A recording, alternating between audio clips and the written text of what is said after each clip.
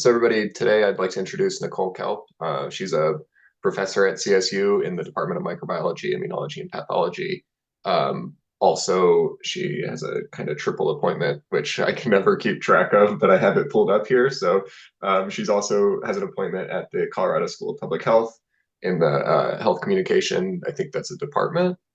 And then Track, yeah, yeah. okay, and then also at the University of Colorado School of Medicine, where she's the chair of the medical science content directors. And so she does a lot of research surrounding kind of communication of public health communication and science communication.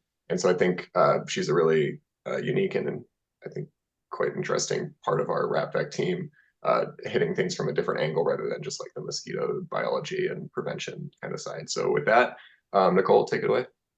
Awesome. Thank you, Tim, for the introduction. And I'm just going to warn ahead of time that I'm going to try to be done by 12:50 because other hat I wear is mom and I need to go to my kids' school for a 1 o'clock meeting. But many of you I know wear lots of hats. So I am excited to talk with you all about a little just dabble of health communication, how we do research on it, how that impacts practice, why that's important for vector-borne and mosquito-borne diseases. And some of, I can't see who all is on the call here, but some of y'all, so looking at the list, Forum has been working on some communication research with me for the ROPVEC and a couple of the other interns. And so some of you will know this, some of you, this will be totally new, but I hope to just kind of show how this type of research fits into public health response to vector-borne diseases. And why is this important? Why do we need to communicate with different communities and engage with them? Lots of different reasons we could answer or ways we could answer this question, but from the CDC, their National Public Health Framework for Controlling Vector-Borne Diseases that came out, I think in like February of this year. If you look in their different goals, if you see goal 5 here about dissemination of evidence-based information to both community members and the public, as well as different agencies and public health partners. Well, how do we do that well? If that's a strategic priority to disseminate this information and engage with these different audiences, what impacts how well that works? There's a lot you could do here. I've taught like 3-credit courses on different health communication topics, and I have colleagues who do the same. So given that we have like 45 minutes, what can we hit on?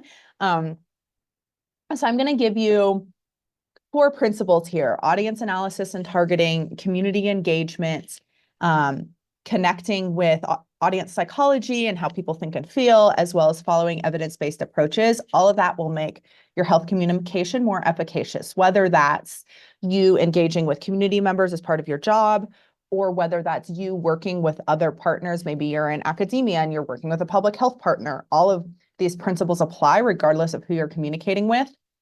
And underlying all of that is a foundation that when we do social science research, theory, research, and practice all integrate together. And so for communication, practice is doing the communication, but that should be informed by research and evidence on what works and what doesn't work. And that should also work with theory, which is different frameworks that have been well supported by lots of data on how people think or how people behave. And so how do we apply that to our messaging work? So let's go through those 4 principles. And I'm just going to give you an example for each of these of like what that research might look like or how we might apply it in communication about these infectious diseases. In terms of audience analysis and targeting, one thing to think about is that the public is not a monolith. They're not all the same. The phrase "the general public" like gives me the heebie-jeebies because there is no general public. And yes, there are times when the CDC or whatever other public health organization needs to put out, like, everybody needs to know this. But if you put out the exact same message, it won't work for everyone. I think a really useful example of this is a CDC had messaging about fight the bite, or I've seen signs around Fort Collins that are like beat the buzz. And it's like these cute, fun, rhymey phrases for how do you avoid mosquitoes. Well, if you translate fight the bites directly into Spanish, it doesn't rhyme and it's not cutesy anymore. Like it just doesn't work linguistically. And so creating one messaging strategy for the general public, even if you put it in other languages, isn't going to work. Instead, having different messaging strategies to engage with different audiences is really needed. How do we know what different audiences need? There's a whole bunch of different ways we could do research on that. One of those is called a CAP study, and that's what Forum and some others of y'all are doing this summer, which is a kind of large-scale survey looking at people's knowledge about something, their attitudes towards it, and their practice in it. And this is really common within public health research. You can also do community needs assessments that looks a little bit more at tangible needs, and there's like well-established strategies for that. But I think this is important because health communication can't just be about messaging. And we're going to talk about like, you should wear bug spray. Well, what if someone can't afford bug spray or doesn't have access to it? And what they actually need is not to be told to use bug spray. They just need to be given physically bug spray. And so looking at tangible needs as well as communication in tandem is important. And once you know what people need, then you can create specific plans and messaging campaigns for those audiences. Here's another example of messaging and resources should be coupled. And so if you tell outdoor agricultural workers, like avoid standing water and being outside for hours, and they're like standing by an irrigation ditch in a field, they're like, well, this is not helpful for me. I did a survey, or a student and I did a survey a couple years ago about West Nile virus perceptions, and someone put in like the open comment box at the end of the survey, all of this is well and good telling me to like, I know I should stay inside at dawn and dusk, but I'm homeless. Where am I going to go? And so I think we can't just think about messaging in a vacuum. It must take into account all of these systemic equity issues and thinking about needs as well as what people need to hear messaging wise. So with that understanding of like different audiences have different needs and we need to target messaging and support for each of them, we as public health professionals or scientists or academics can't just decide exactly what messages will resonate with people. And so we need to remember that we might have expertise in Anopheles mosquitoes, or we might have expertise in different pesticides or insecticides. That doesn't mean we have expertise in what the needs of a rural farmer in Colorado needs. Like we don't have that life or that experience. So how do we partner and take different expertise together? And really effective health communication does that partnership. And so I want to show an example from the state of Washington during COVID. And so this was a presentation at the National Conference on Health Communication, Marketing, and Media. And one of my students, Shelby Cagle, went to this and told me about this presentation. And I think it really encapsulates how do you go from very targeted and interpersonal and inclusive approaches to engaging with people towards larger scale public health messaging campaigns. And so the state of Washington's goal was to make different messaging strategies for different audiences for COVID vaccination. And their overall strategy they call think, feel, do, which is basically knowledge, attitudes, and practices. Like, what do people think about the vaccine? What do they know about it? How do they feel about it? What are their attitudes for it? And then what do they do? What are their practices or behaviors there? So you will see different ways this is phrased, but the idea of like, as humans, our cognition about something and our emotions towards something couple together to impact what we do. And that's true for all humans. And so targeting those different things is really important. And so I need to move my Zoom bar so I can see this. And so here's some not amazingly beautiful slides because they're from this presentation, but I think that it's important how they labeled this a community academic partnership, which highlights that the community members have expertise, the academics have expertise, the public health organizations have expertise to work together. So here's a couple of examples. Their campaign for Black Washingtonians, was called We Consider. And so we wanted them to consider their community, consider why they're getting vaccines. And so they had messaging about think, feel, and do, like I said. And in the link, they have these videos, and I don't know, actually, I'm going to see if I can get this to work over Zoom. Sometimes audio doesn't work, and sometimes they twilight or sunset these videos. But if we can get it to watch, might not be. Yeah, they don't have it anymore. That is very sad. Okay, it's not on their thing anymore, but it showed, instead of some doctor or Dr. Fauci from the health department coming up and saying, you should get the vaccine, they did worked with Black Washingtonians to come up with what is the most effective messages for your community to think about and consider and feel about these vaccines, remembering the historical and current inequities towards Black people in America and with healthcare. Like, we can't just ignore that. And then they had actual people who are Black Washingtonians speaking in these videos and explaining why they got the vaccine. They made it very personal. And as you can see, this is really powerful. They were able to track website visits and other impressions, and ways that they utilize this messaging campaign. And as you can see in the smaller text here, this helped increase vaccination among adult Black and African-American communities in Washington by 12 percentage points. So there was actual tangible effect here. Before they did this very specific campaign, there was a bigger gap, and then they helped close that, not by redoing the same message from some white doctor, you should get vaccinated, but instead engaging with the community's needs. Show you a couple other examples. They did a messaging strategy for young adults. And so this was in the summer of 2021, like spring, summer of 2021. And older adults had been vaccinated at that point when the vaccines first came out. And now it was like opening to all people over, I think it was like 15 at some point. I can't remember the exact years. And a lot of younger adults were saying like, oh, I don't maybe need to get vaccinated, I'm invincible.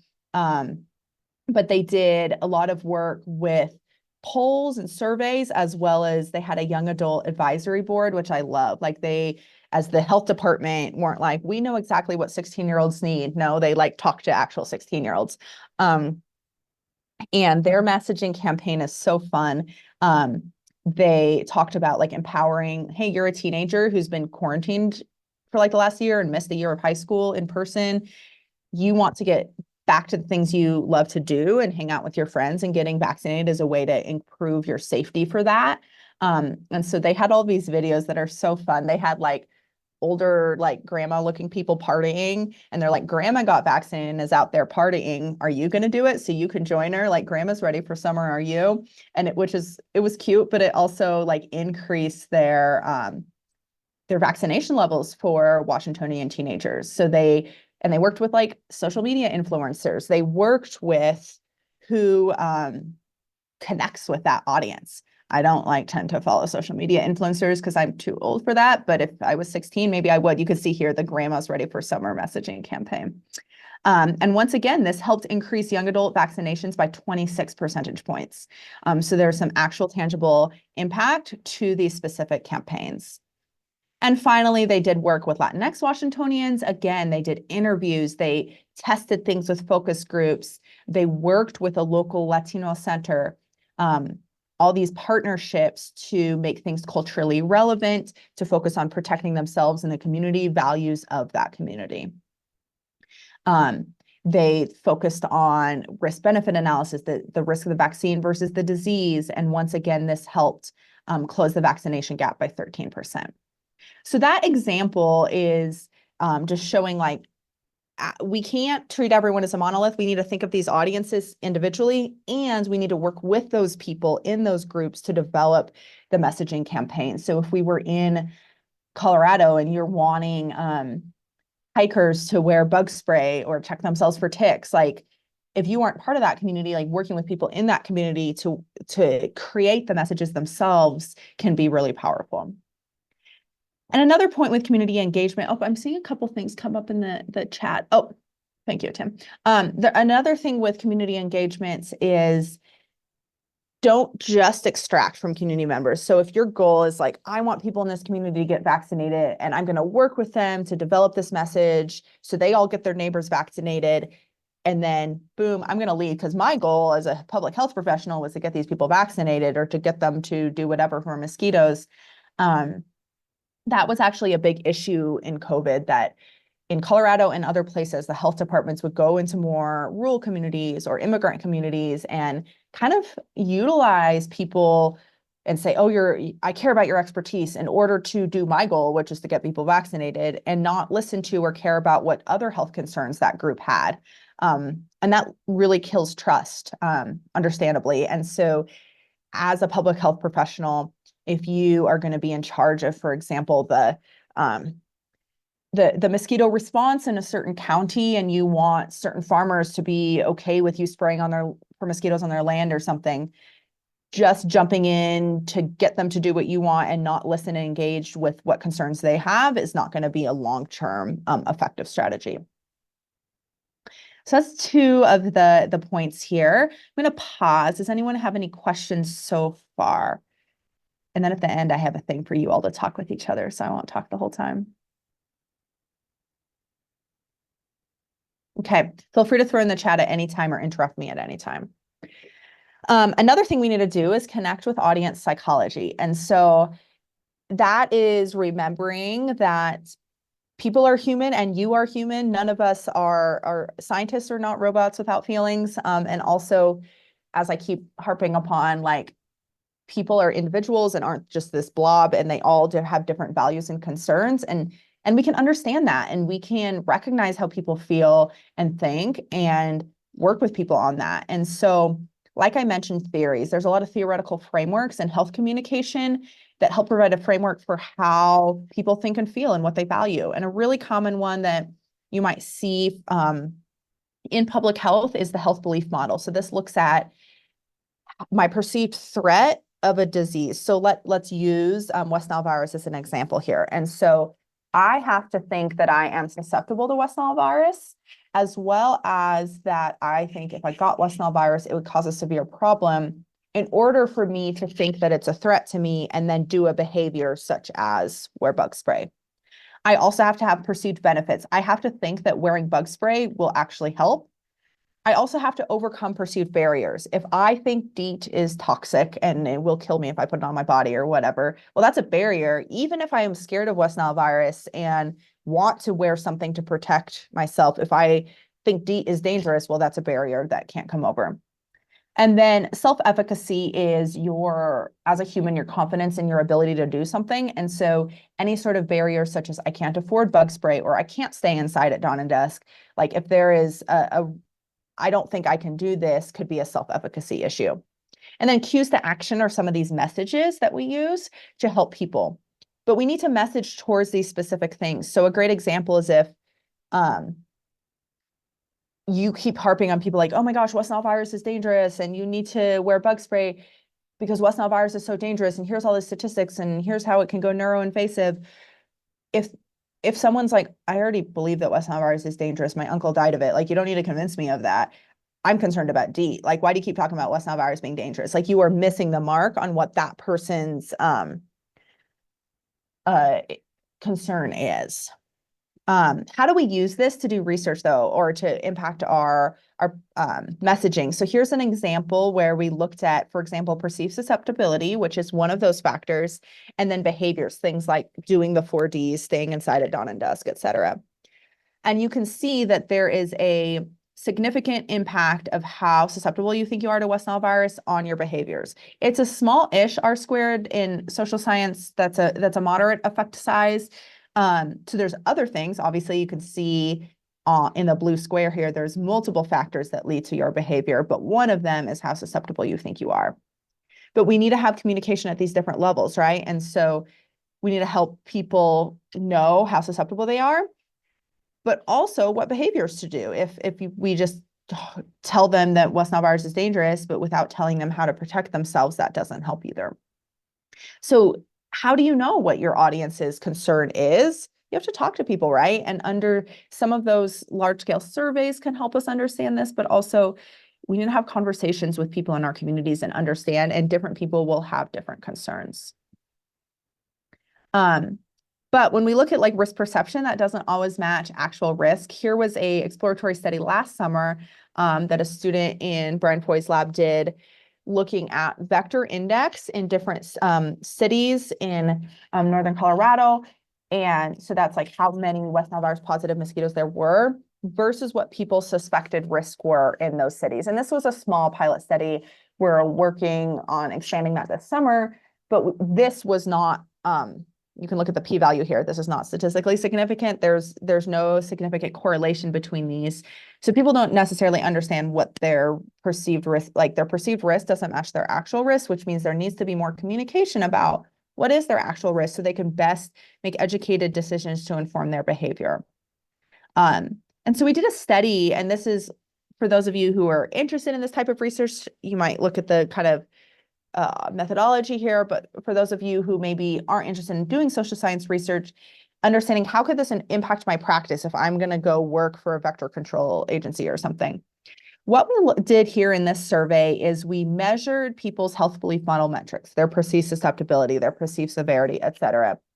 We then had them look at different types of content, such as an infographic or this map of where West Nile virus positive mosquitoes are, and then remeasure those same metrics.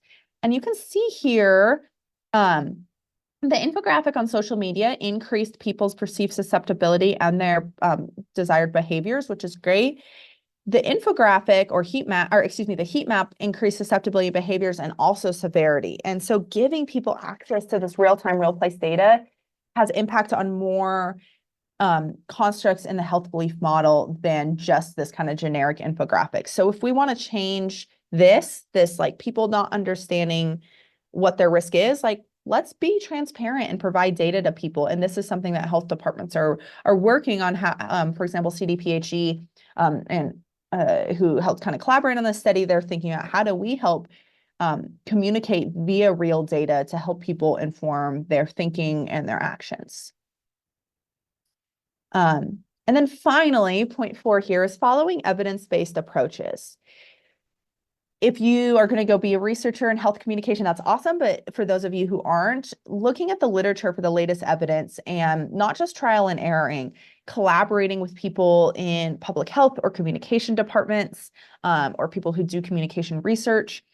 And a couple examples that there's a lot of current research in is how do we communicate about uncertainty in scientific data? And for example, West Nile virus, like it's not 100% certain whether or not someone's going to get West Nile virus, or every summer we never really know what the numbers are going to look like. 2022 and 2023 were horrible. 2024 has not been that bad. How do we communicate with communities in the wake of that? And how do we help deal with any misinformation? When we look at uncertainty, there's kind of a couple large categories of uncertainty in the literature. One is qualitative, and that can include scientific epistemology. Who knows what epistemology means? Curious. I'm hearing quietness. So epistemology is kind of the method by which we know things. And so how do we measure things? Is it possible to know things? There is limits to what different scientific fields are able to know things. And so there's kind of an inherent uncertainty in science, and data evolves. There's also uncertainty in consensus. What if there's set data, but then different scientific experts are interpreting that differently? That's really complicated for someone who's not a scientist to understand. And there's also sociocultural uncertainty. A great example of this is like climate change. We know that climate change is happening. There's a lot of consensus around that. How should we deal with that as a society? Yeah, there's a lot of uncertainty about that. And so engaging in those conversations is really tricky. And then obviously quantitatively, measurement uncertainty, error bars, things like that many of you are probably more familiar with. All of this happens, especially with emerging and re-emerging infectious diseases, is kind of a really good classic example for this. When are outbreaks going to happen? Where are outbreaks going to happen? How bad are they going to be? That is very uncertain. How do we engage with people about that? We need to remember, back to the kind of the point about audience psychology, humans in general don't love uncertainty. Depending on the topic, it can cause different emotions, but often with health issues, it causes anxiety. And so if you're waiting on like a cancer diagnosis from the doctor, like you're probably a little anxious, right? people psychologically are anxious about, I don't know if I'm going to get sick or if my family member is going to get sick. And depending on how well different people cope with that, some people kind of like numb it out, like, I just don't want to know. Other people are like, very much, I need to find out all the information. So different humans respond differently to this, but those emotions impact how they decide their information seeking. And so if people are paralyzed by this anxiety, maybe they will seek no health information, like they just don't want to know. Others are like frantic because of the anxiety and like, I need to find all the information I can. And then all of a sudden they're on some website that's like not credible just because they're looking for different information. And I'm not going to go into tons of the psychology. Along the bottom of the slide here, you can see there's a lot of, in the psychology research, all of these theoretical models of how people's brains work with different types of uncertainty and different emotions. But people have emotions, like I keep mentioning, like our cognitive and our emotional selves are constantly working together. And so if I don't have enough information, that might make me feel anxious, which will drive me to seek more information. I'm going back and forth here. And this uncertainty can impact health decision making. And so this is important for you all to think of in terms of infectious disease. Here's another vaccination example where with some colleagues, we did some research on the COVID vaccine. We measured how much people trust kind of the scientific research enterprise and vaccines specifically. And then they read some information that was certain or uncertain about the COVID vaccines. Like, is it you get the vaccine, you won't get COVID, or is it more has 95% efficacy and these different options could happen? And then we measured people's response after that. And when reading the uncertain information, people had lower self-rated knowledge. And so when you give people kind of that full picture, for example, showing the heat map of West Nile virus data pools and the complexity of this data, people might be like, oh, like, I feel like I don't get it as much. Like, I want the simple, right? But in the long run, we had people rate their surprise in response to different outcomes. Like, so-and-so got exposed to this thing and had or hadn't been vaccinated and then had this disease outcome. And the ones that are kind of whited out here had no significant difference, but the one that is in bright color here has a significant difference, where people who read the certain information in blue were more surprised by this less likely but still possible outcome. That we'd give them really certain information. They're like, I get it, this is great. But then something happens that they were unprepared for. And they're like, wait, now can I trust those people who said, if I got the COVID vaccine, I wouldn't get COVID, but then I did get COVID? Like, were they lying to me, or is the vaccine bogus? Like, versus if we give you more uncertain information, like there is a chance that you might get COVID, but then you'll have less bad outcomes. You can see that those people are less surprised. They're like, oh yeah, well, you told me this might happen. And we can see this with infectious disease. If we just communicate like, oh, mosquitoes are horrible, if you get bit by a mosquito, you're going to get West Nile virus, and then they don't, then they might not trust public health. Or conversely, like, if you follow the 4Ds, you won't get West Nile virus. Well, those aren't perfect. They might. And so using always and never is hard. Or just trust public health, just trust the science, we know what we're doing. But then if it shows that scientific consensus evolves about something, that is really hard for people to trust in the long run. And so being honest about uncertainties and engaging in people in relational conversations can be really helpful. But coupling these two things, I've told you, like, it's good to communicate the uncertainty for long-term trust, but back to this, uncertainty can cause this anxiety. What do you do then? And I'll skip this just for the sake of data overload. How do we help people handle the anxiety of, if you're communicating with them and want them to understand the uncertainty, they're in this place like here, they've got a question mark in their head, there is uncertainty, incomplete picture. We don't like that as humans. We want to seek information and like complete the picture, right? Oh, I found a new piece of information, completed the picture, I'm good. What if that piece of information is preliminary data or something that's totally wrong, some sort of misinformation? My brain is not going to want to go backwards, right? I don't want to like go from a place of certainty back to uncertainty. Psychologically, none of us want that. So how do we engage with people in that space? And we need to help think about people's emotions when we're dealing with that.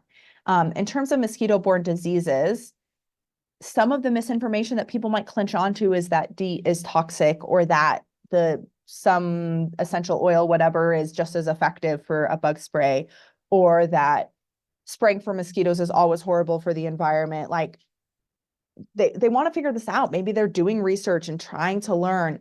What do we do then? What if we're dealing with some misinformation?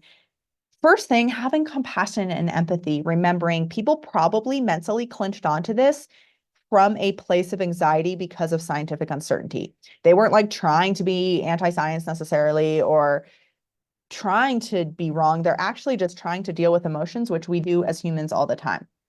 So how do we engage with audiences from that place of compassion? First of all, trying to quote debunk, go backwards, like take that gray piece out and go back to uncertainty. It can strengthen the myth. Psychologically, we like safety. We don't, if you're like, you're telling me that this thing I believe is wrong, I'm going to like latch onto it stronger. That's called the familiarity backfire effect. And so an example study of this that I, not from my group, but from another research group, they had flyers that debunked influenza vaccine myths. And after reading that flyer, people actually like scored worse on their knowledge. They like just zoned in and just remembered the myth instead of any accurate information. And debunking can have collateral damage. I think this is so fascinating. Here's a study regarding COVID from mRNA vaccine misinformation. Of course, there was a lot of like, oh my gosh, what is this mRNA? So then some messaging was, well, it's not a live virus vaccine, so it can't make you sick. Isn't that great? Like, this is why mRNA is so safe. So then people are like, wait, so live virus vaccines can make me sick. They're bad. Well, what's an example of a live virus vaccine? The MMR vaccine, and MMR rates have gone down. And so thinking about with things like bug spray or pesticides, if and insecticide spraying, if we say, oh, like this is fine because it's not this other thing. Well, what if that other thing we actually also need people to understand is okay or has an acceptable risk benefit ratio? So debunking misinformation is really hard, and there's a lot of strategies that people try that actually cause more problems. So what can we do instead? A strategy that's shown to be pretty effective in the literature is called pre-bunking. And the fancy term for this is psychological inoculation, which I think is hilarious. But the concept, think of inoculation, like giving someone a vaccine. If you give someone a COVID vaccine, you train their body like, hey, recognize this spike protein. So when you see it in the wild, you know that it's dangerous. The same idea is, hey, I'm going to teach you to watch out for these strategies like fake experts or conspiracy theories. So when you see those out in the wild, you know they're not true. Like you may hear that D is dangerous, but here's why that's not true before someone believes it. Obviously not always possible, but if a public health communications team member, for example, is engaged with the community that they live in and are communicating with and can be hearing like what are some rumblings of things people are thinking and feeling, now I can do a messaging campaign to kind of pre-bunk that before that's a really widespread rumor. So once again, as I keep coming back to engagement in the community and knowing the people you're working with is really helpful. So I have talked for 35 minutes and I need to stop talking because I want to hear from you guys. So I have an example kind of application activity here that is likely relevant to work that you all might do. So a community, some smaller town in whatever state doesn't want to spray for mosquitoes because they don't want to hurt like pollinator populations like bees. There's a high rate of West Nile virus positive mosquitoes in that community this summer. You're a public health professional. What are you going to do? I would love to kind of, I'm going to expand and see if I can see participants. There we go. I know some of you are off video, which is totally fine. I'll give you a minute to think, and then I would love to have some share out from folks with ideas of what they might do here.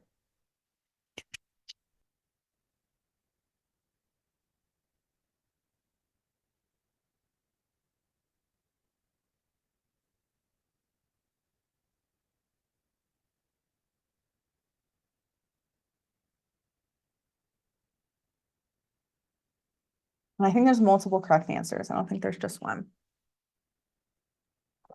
Something you could do is say something along the lines of, well, we spray at night, so to minimize effects on like pollinators like bees and butterflies, which are most active during the day, something like that, maybe.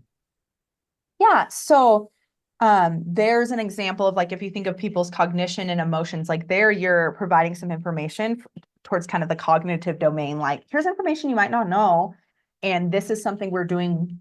And it also kind of can be very easily, what you just said can be very easily engaging of the emotional domain as well. Like, hey, I hear that you care about the bees and the butterflies. We also care about the bees and the butterflies. Thus, we spray at night to minimize impacts. Like, we have a shared value here of protecting the bees and the butterflies. And so engaging people with the cognitive information as well as the connecting over the shared value on the emotional domain can be a really powerful combination. So that's awesome. Thank you, Zane. Other ideas? I can toss one out there. Yeah. I think it is also along the lines of emphasizing people's interest in, preserving the pollinator populations. And so I might suggest something like, well, we could also look at larvicide and other types of, there are other options for controlling mosquitoes if, depending on the needs of the community, if like spraying was a little bit more flexible, depending on the amount of positive cases, we could look more into like things like larvicide. Yeah, I love that, Maddie. So you showed an example of kind of the full extent of inclusive approaches to science and health communication, which is not just here's our thing that we've done as the scientists and we're going to communicate out to the community. Sorry if you hear it, my kids just got home with their nanny, so it's like chaos downstairs. If you are going to like more traditional approaches to science communication is we figured out the best solution. We're going to tell you and persuade you of it because we're the scientists and we know. Conversely, what you just talked about, Maddie, which I love, is I'm going to maybe adjust what I do scientifically based on community input and needs and coming up with a shared solution that works for everyone in terms of their emotions and their cognition and the mosquitoes and the butterflies and everything together. And so a willingness and humility, that like a willingness to change scientific practice to engage with the community can be really powerful. And it's not always possible, but showing that willingness to like, hey, let's go back to the drawing board and see if what we're doing is actually not going to work for you. And can we do something else that does, is really a great partnership there. So that's awesome. Thank you, Maddie. I had an idea to just do like engage the public in the problem solving. So almost kind of like an open forum being like, hey, we're thinking about trying to control this. Like, how do you feel about that? And then if they're like, oh, we're worried about pollinators, be like, okay, like, let's talk about pollinators and kind of like bring them in to the decision making and be like, okay, so you're worried about like honeybees. Let's figure out we'll go back, figure out how we can adjust to manage for that. And then we'll come back with a new plan that addresses that specifically. So yeah, so I love that. And engaging at town halls or forums and showing like, hey, we want input from the community on how we do our process. And like, how can we all do something? And maybe if you're like, okay, we're going to adjust to a larvicide instead of spraying, like Maddie brought up. And it's also, per Caitlin, your idea of like engaging people in the community. Maybe they're like, oh, we'll also drain all our bird baths. Like everybody's going to pitch in and join the effort in different ways. Like having multifaceted solutions to multifaceted problems can be really helpful. And especially if people have the idea of agency is like, I get to do something about a problem instead of just like, I'm at the mercy of the system, is really empowering to humans. And so what Caitlin brought up, like the agency to be involved in the conversation, the agency to maybe be part of the solution, like draining standing water, can be really powerful. One thing, I heard a really powerful talk this summer at a conference from a community neighborhood organizer in Minneapolis, and it happens to actually be she's a community neighborhood organizer in the neighborhood where George Floyd was murdered. And so they've done a lot of work with racial justice in the community, but she specifically works with environmental things in their community. And not quite infectious disease related, but kind of a health related thing. The city metro was working on, they wanted to put a metro line through the neighborhood, and they were like, oh, it's gonna be so great for your jobs and whatever. And you can choose that it's this route or this route, and we're gonna engage the community and bring them to the table. And everyone's in the community is like, we don't even want a metro line at all through our neighborhood. Like, you're saying it's all these benefits, but it's actually all these other health problems, pollution, et cetera. And you the city has kind of already made the decision that there's going to be a metro line, and you're pretending you're giving us agency by letting us choose option A or B, but we don't want either of them.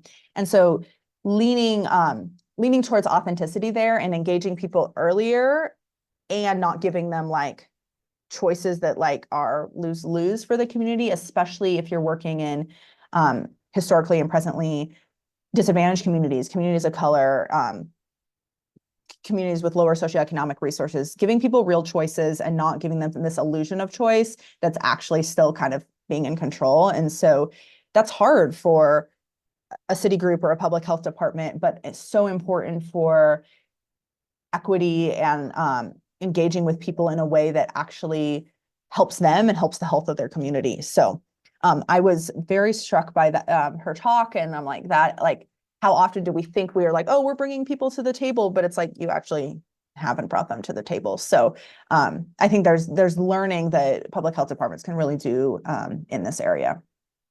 Yeah, I feel like the framing of the question, or I guess like the answers that you're giving them, feels better instead of just being like, oh, well, the spray we're using isn't going to affect them. Instead Yeah. of doing that, if someone brings it up, you're like, okay, you're worried about pollinators.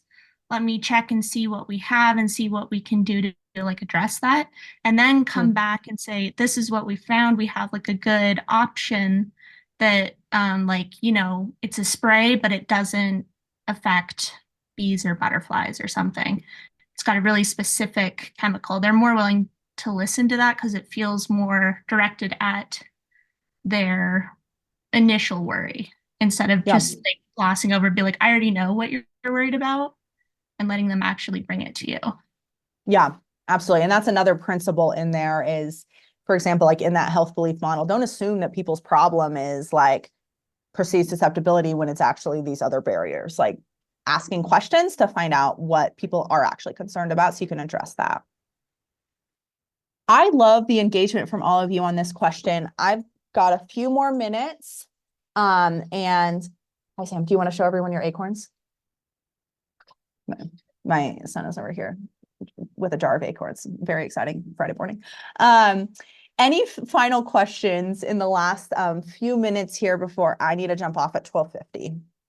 I do have a quick one. Yeah. So how do you approach a community that has been like mistreated previously and without coming across as being like too, because I feel like if you prep for it too much, they're like, whoa, like, what do you want? And if you don't prep at all, it comes across as like insensitive and being like, why are you making me do all the work of educating you? So like, how do you find that middle ground?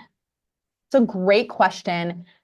Things I've done before, and I don't think I'm like the world's expert on this, but I work with community groups and leaders that are like already there. So for example, I've done a research project related to how do people communicate about uncertainty during natural disasters like wildfires and things.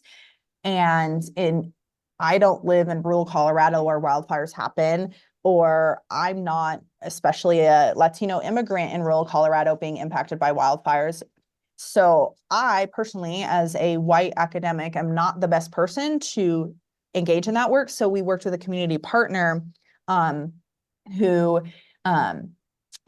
worked for local government and is a Latino man whose part of his job was working with these Latino immigrant populations in these rural areas. And he connected us to other community leaders that we worked with to find out. And so knowing when it's not your job and to connect with like other existing groups or leaders and being willing to step aside or hear the answer of no, so you aren't like imposing on people. But often if you partner with people and do care about their needs and not only try to like extract what you need, whether it's information or data or whatever, but also try to provide something. So with that community group, for example, instead of just like, oh, I have this research question, I want to know this thing, I was like, what research questions do you have? And they actually were like, we don't have the manpower to do all these interviews and find out this thing. Can you do that? I'm like, oh, that's perfect. Like we are learning more about the communication patterns, which is important for us.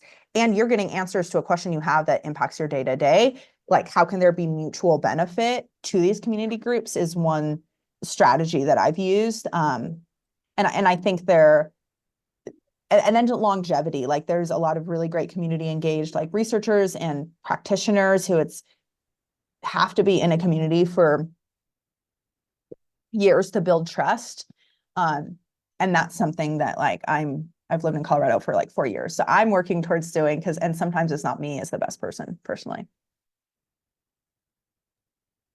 Great question. Anything else? I do have one more question for you. Yeah.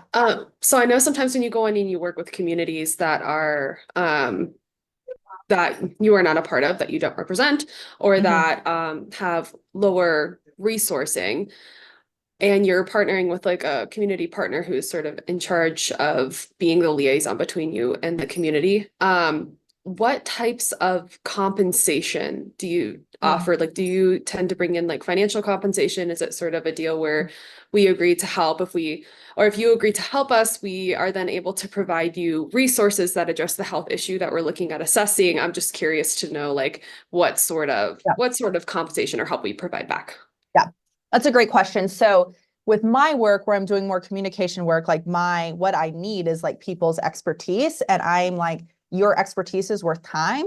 So I provide, if I'm going to do an interview with you and it takes an hour, I'm giving you a $50 gift card or something. Like I'm going to pay you for your time, and I write that into my grants as much as I can. If it's something where maybe you're doing like a meeting with people about like, what do we spray or larvicide or whatever, so more on the less social science research and more biological practical work, things might be like, oh, we're going to provide money for your time, but also like bug spray for your community, or other like providing tangible things as well can be really powerful. So yes, experts should not work for free, and people who know their community are experts on their community and have an expertise that I don't have, hence why I need to talk to them. And so compensating absolutely is really important, and not just like, oh, come, one of my someone else at CSU who does really good community engaged work, he always says experts don't work for tacos. Like I can't just be like, come get free lunch. Like they aren't high school students that if you give them free Domino's pizza, that counts. Like, no, give them actual money. Like I'm going to pay you $50 an hour for this work. Like give money that honors their expertise, not like I gave you free cheap food. Awesome. Thank you. Yeah.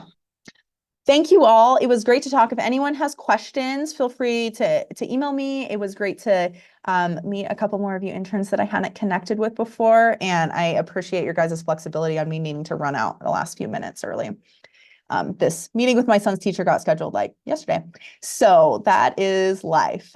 Tim, anything else I need to do or know about? No, I think that's it. That was great. Great discussion and all that. Awesome. Well, thank you all. And thank you for being so active in discussion. I love your thoughts and learning from you, and that you all are making me think too. So have a great rest of your day, everybody.